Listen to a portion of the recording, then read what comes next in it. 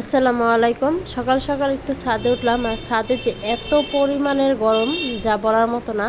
আসলে ঘরে বসে আমরা এগুলো কিছুই বুঝি না। ছাদে উঠলাম, এই জন্য দেখলাম যে এত গরম, আর এর মধ্যে বেশিক্ষণ দাঁড়াতে পারছি না। চলে এলাম, আর ঘরে এসে রান্না বসিয়ে দিলাম।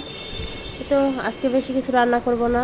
আমার এমনিতে শরীর আজকে একটু বেশি অসুস্থ, জ্বর ঠান্ডা লেগে গেছে হঠাৎ করে। দেখা যায় কিছুদিন বৃষ্টি হয়েছে, এর মধ্যে আবার গরমটা পড়লো, এই জন্য শরীরের অবস্থা বেশি খারাপ।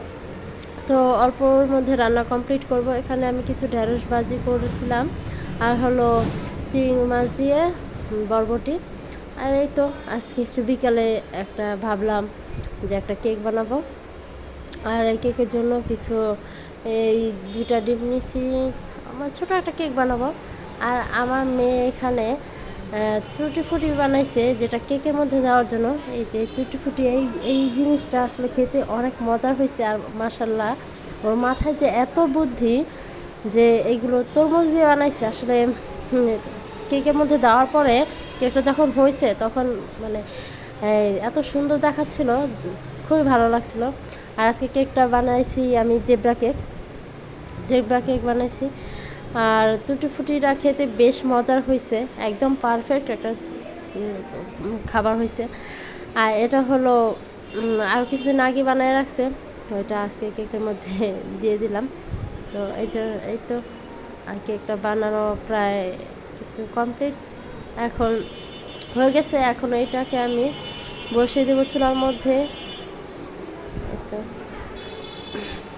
আর এই মানে স্টেপগুলা অনেক কষ্টকর, যা খুবই কষ্টকর। এই যে এইগুলো দিছি একদম মানে ঠান্ডা মাথায়, আর আস্তে আস্তে এই জিনিসগুলো করতে হয়। এই তো এখন আমি কয়েকটা এই যে দাগ দিয়ে নিলাম। এটা দেওয়ার পর মনে হচ্ছে একদম ফুলের মতো দেখা যাচ্ছে, কি সুন্দর একটা ফুলে ইয়া হয়েছে। আর এই ত্রুটি ফুটিগুলো দিয়ে দিছি। এই তো